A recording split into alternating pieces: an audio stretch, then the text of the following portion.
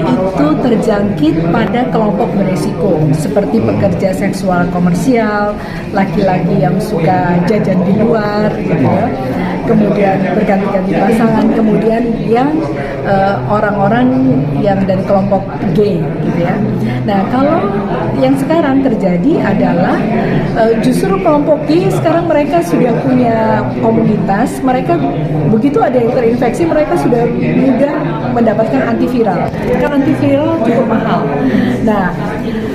Nah, kalau sekarang tahap yang sekarang adalah para ibu yang baik tenang di rumah, gitu. Kemudian terinfeksi dari suami yang suka jajan di luar.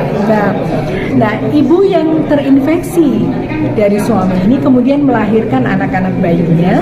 Nah, bayinya ini terinfeksi HIV karena virus HIV, virus human immunodeficiency virus ini itu dapat melalui plasenta.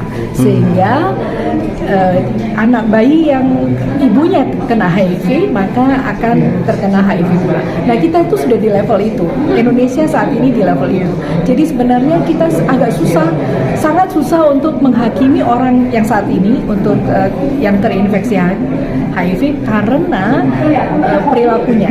Jadi tidak lagi seperti itu. Jadi karena dia nakal, karena itu tidak bisa lagi. Karena sekarang yang terinfeksi adalah anak-anak baik, anak-anak yang tidak berdosa yang dapat dari ibunya pada saat itu. Ibunya juga nggak berdosa gitu, karena dapat dari suami mereka gitu. Jadi, nah ini yang perlu sekali kita ingatkan kepada masyarakat supaya punya rasa kesukarelaan untuk memeriksakan darah mereka.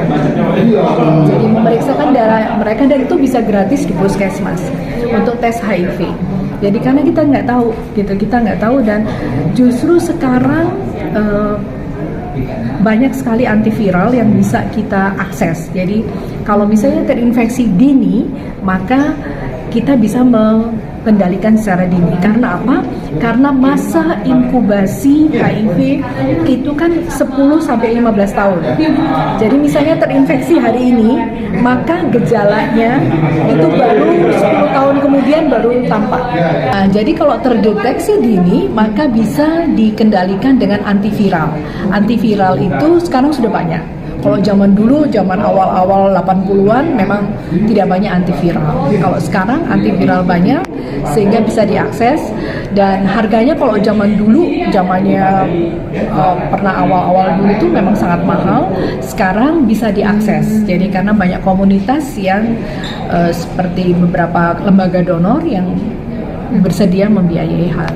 Oke, posisi Palang Merah Indonesia adalah terus-menerus melakukan promosi kesehatan atau kita sebut health promotion ya, untuk mengedukasi masyarakat supaya memahami ini, supaya tidak sekedar menghakimi para penderita HIV. Ya, jadi kita tidak juga melakukan stigma karena apa? HIV itu penularannya sulit. Kan harus melakukan hubungan seksual dulu atau ada perlukaan. Kalau pelukanya dalam atau deep kissing. Deep kissing itu artinya kalau berciuman tapi pakai deep banget sampai luka gitu dia. Nah, itu bisa terinfeksi HIV. Tetapi karena susah maka sebenarnya orang yang tidak terinfeksi, orang yang sehat gitu ya, kalau dia berpelukan dengan penderita HIV itu boleh, karena memang tidak akan menular. Atau shake hand ya, bersalaman itu juga tidak. Jadi supaya ini juga kami beri edukasi ini supaya tidak ada stigma juga pada penderita HIV. Sekali lagi karena tadi yang level yang sekarang itu sudah orang-orang baik sebenarnya, anak-anak yang tidak berdosa yang kena HIV, sehingga kita kalau misalnya menghindari melakukan stigma, kasihan sekali mereka.